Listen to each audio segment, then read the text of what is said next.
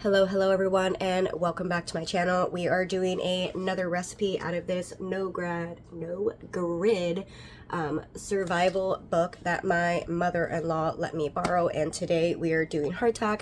Hardtack is essentially a survival bread. Think of it like a super hard, calorie-dense saltine cracker, if you will, and it lasts for a really long time, which is why it's been used literally for centuries by soldiers, pioneers, pirates on ships, and survivalists, and you name it. Like it's been used for a really long time because there's pretty much nothing in it. So it's flour, salt, and water. You can add dried herbs. I'm gonna add some dried chives just to try to give it a little bit more flavor. But the point of this bread and why it lasts for so long is because it doesn't have all those extras in it.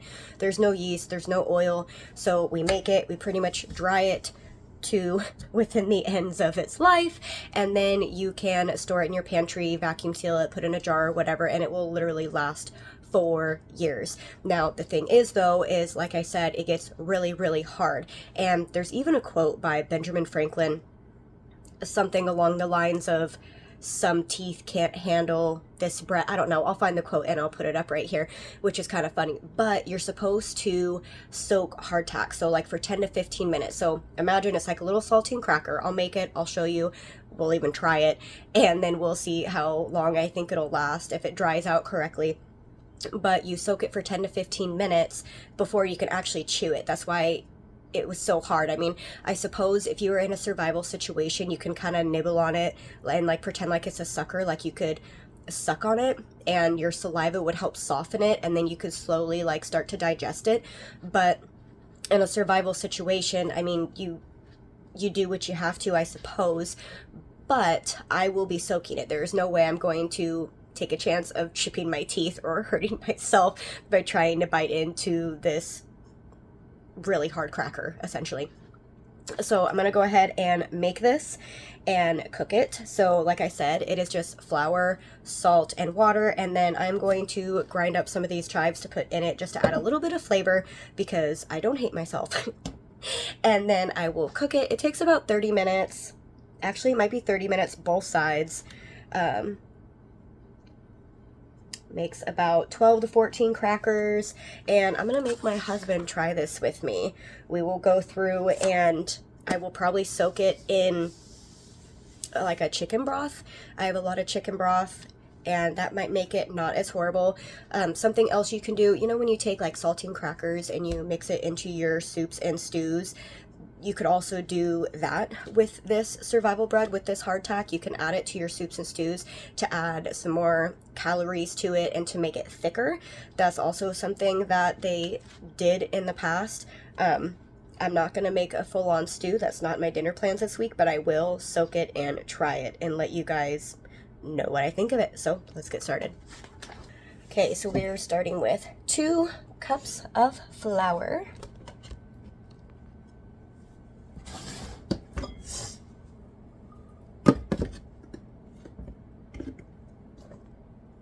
Is this bowl too big?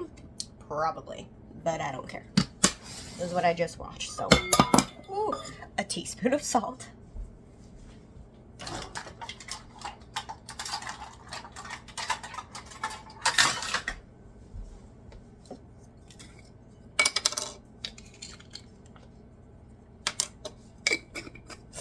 And 3/4 cup water.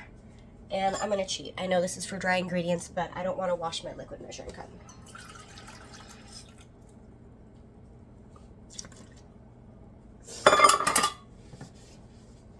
So this ingredients are pretty basic, so if it's too dry or too wet, it'll be super easy to adjust it. More flour, obviously, if it's too wet, more water if it's too dry. I'm gonna go ahead and mix it up a little bit, and then I will grind up my chives and add it.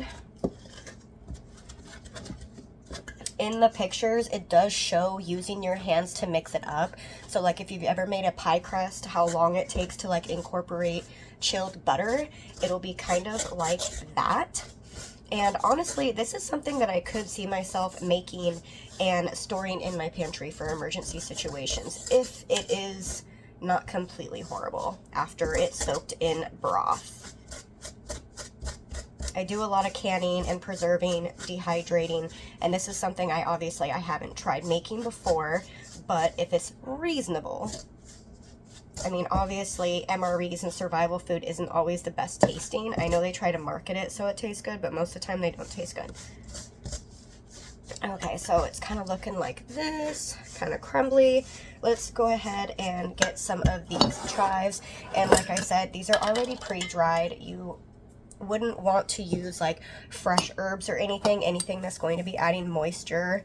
I'm just going to do like a handful. Anything that would be adding moisture, because then it's going to have to be in the oven longer, and cooking it that long is actually what makes it last so long, is because there is no moisture. So you're creating an environment that is impossible for these organisms to live in.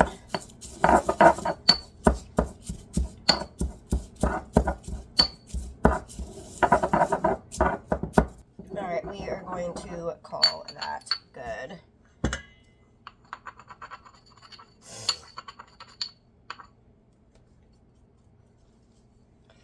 Okay, I'm going to go ahead and start using my hands to mix this up, and then I will get my rolling pin out and we will roll it out.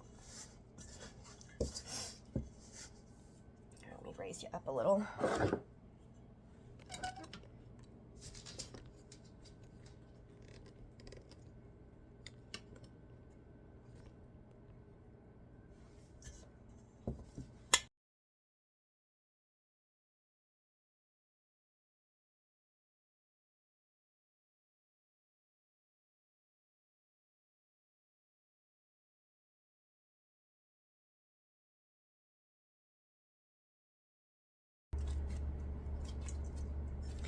Starting to get pretty hard already. I'm trying to get the rest of this flour picked up. Okay, I'm going to call that good. Let's roll it out now. So we want to roll this out to about a ½ inch thick. Just gonna put a little bit of flour down so it doesn't stick to my counter, and plus we're drying the crap out of it, so it doesn't matter if it's dry.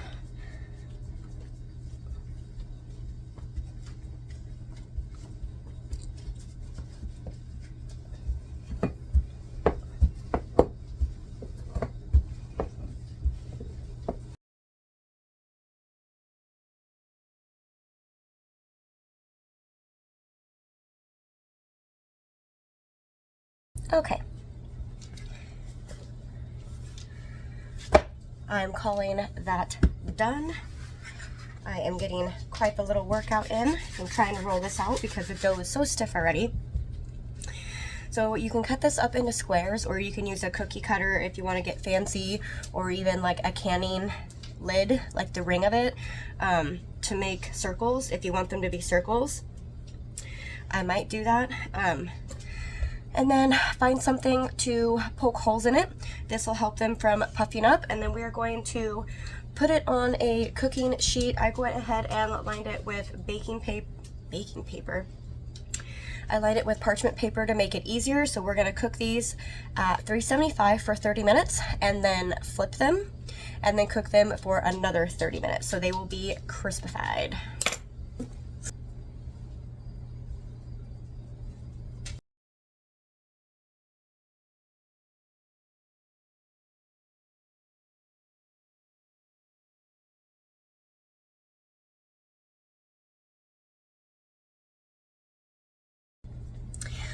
Okay, so that made 12 little biscuits. My cooking sheet is full, and I'm not going to try to mess with this dough, trying to get it to stick back together and then re-roll it out.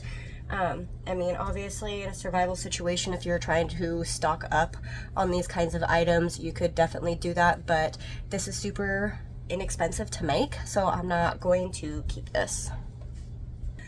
Okay, I'm gonna go ahead and poke some holes in all of my little hardtacks. And in the book, the guy says, you know, if you feel like being fancy or whatever, you could put different kinds of herbs or try like everything bagel seasoning. I don't have that. We want to make sure we're not introducing any moisture to this recipe.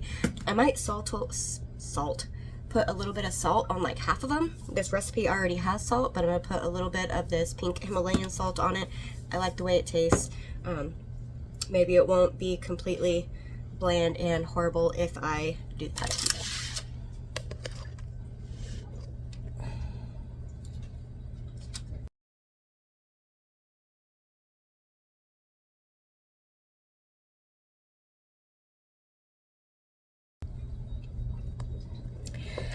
Okay, into the oven this goes at 375 for 30 minutes, and then we will be back for a flip. Let's go ahead and pull the hardtack out of the oven, and we're gonna give it a flip.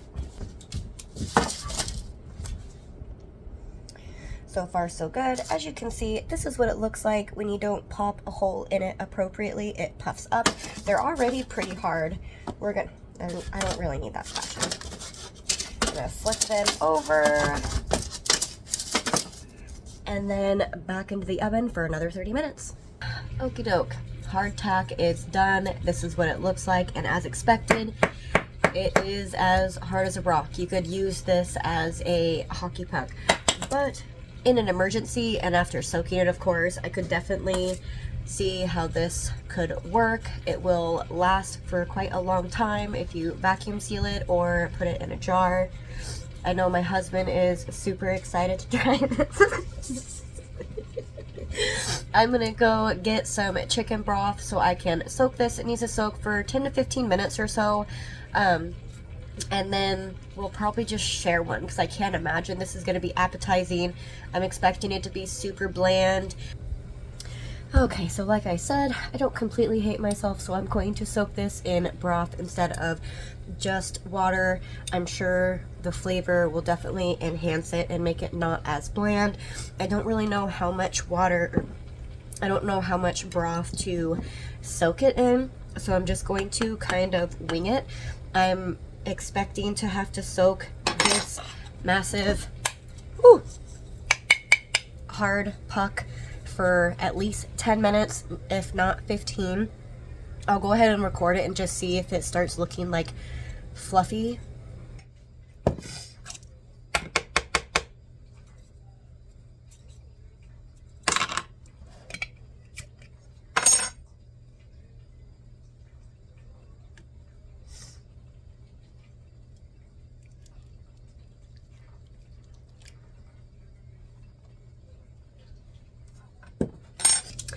Okay, timer is going. I will see you back in 10 minutes.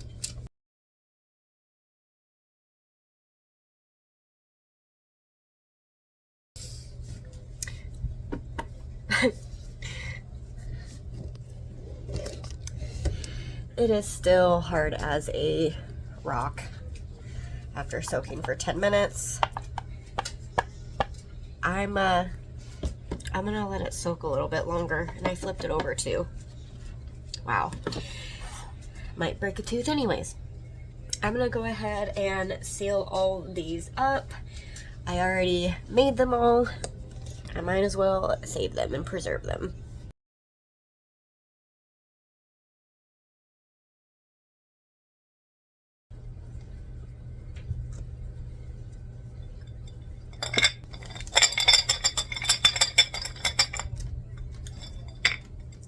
Ta-da! Here is your hardtack.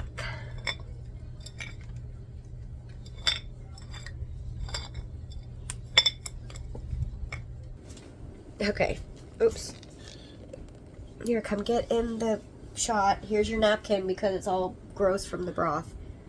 You're still not in the shot. You have to raise it up higher. Almost looks like a rotten egg yolk sitting in there. Well, it's probably just because I got the fat layer off from the broth. So it like looks greasy now. There, you're in the shot.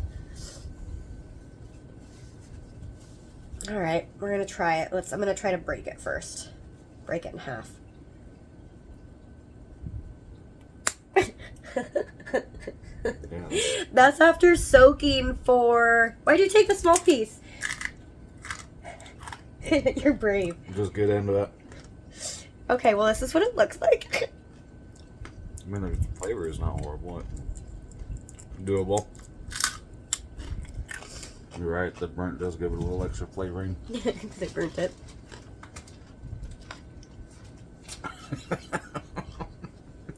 I guess if it was a survival situation and you had absolutely nothing to eat, there's some calories for you. I don't know whether or not maybe if I would have heated up the broth or let it soak longer. I know a lot of times like they would put this in soups and stews to thicken it, but this is still like super hard. And she's being a baby about it. It's good. the broth definitely helped. I can't imagine what this would taste like if we just soaked it in water.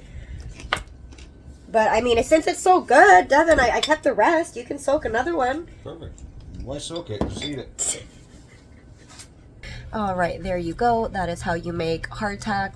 Not exactly appetizing, super bland, but in a pinch or an emergency situation, it'll do the trick. It'll give you some calories to keep your energy levels up for whatever you need it for. Keep it in your pantry, whether it's in a sealed jar or vacuum seal it. It will literally last forever. And always remember to soak it before you try consuming it so you don't chip a tooth, and you can always add it to soups and stews. If you like this kind of content, please hit that like button. It lets me know what kind of content you guys like to watch, and hit that subscribe button so you don't miss out on any of my other content. Would you eat this in an emergency situation? Let me know in the comments. See you next time.